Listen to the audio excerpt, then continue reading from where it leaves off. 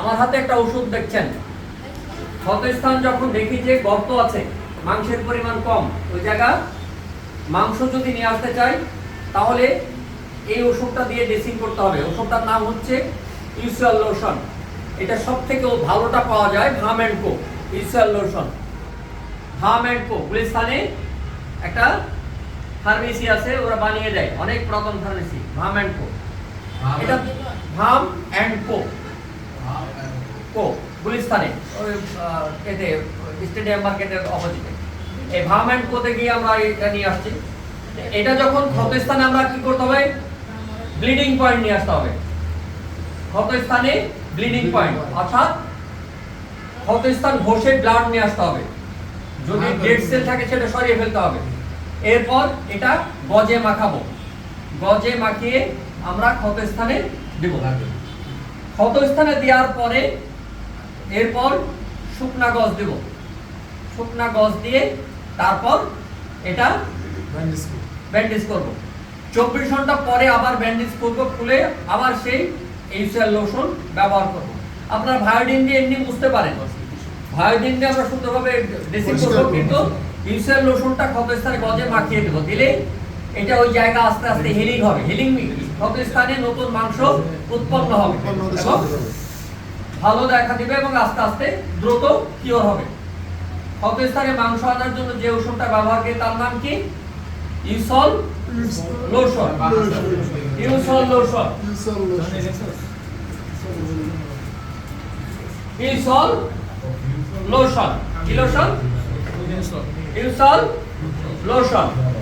আচ্ছা, eusol lotion এটা পানি এবং ব্লিচিং পাউডারের সমন্বয়ে তৈরি, কিন্তু এটা আমরা হয়তো মাত্রা বুঝিনি। কেমিস্টদের এটা নির্দিষ্ট মাত্রা আছে। তাহলে কি লোশন? ইউসুয়াল লোশন। কাজ কি? ক্ষতস্থানে মাংস হিলিং করার জন্য, মাংস পূরণ করার জন্য, মাংস পূরণ করার জন্য। আমার হাতে আরেকটা জিনিস দেখছেন, কোলাজেন জেল। কি জেল? Collagen gel. এই কোলাজেনটা তৈরি হয় মাছের আঁশ, যে আমরা দেখি না আঁশ, মাছের আঁশ দিয়ে।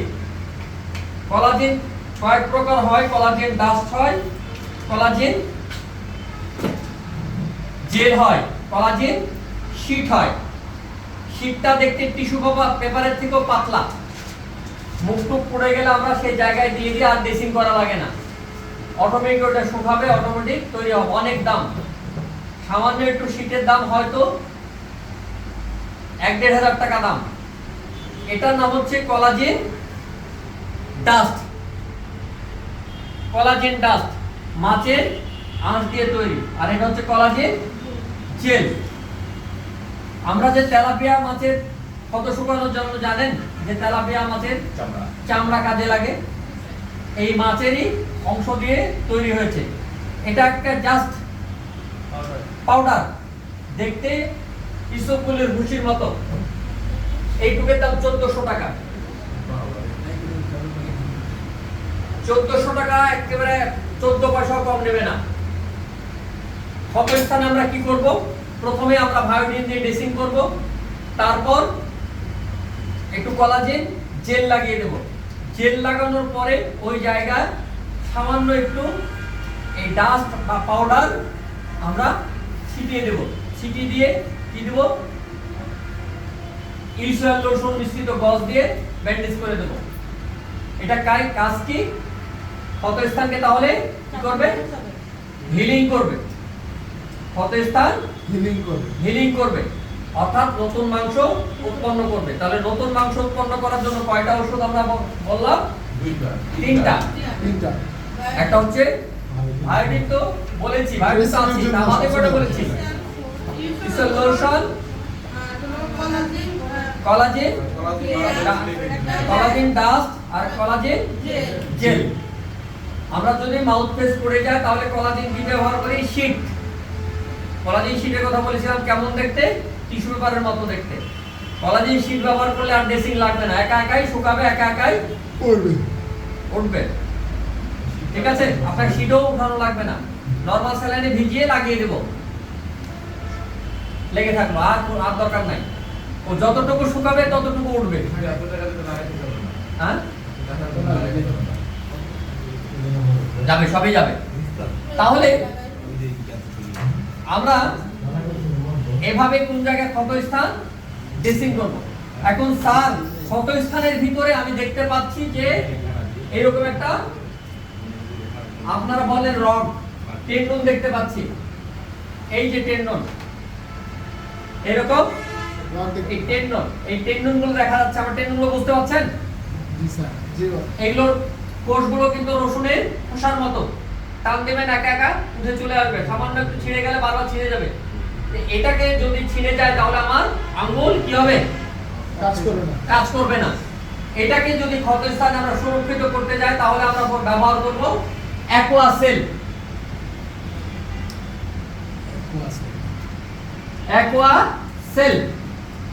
অ্যাকোয়াসেল ব্যবহার করব। অ্যাকোয়াসেলটা কেমন?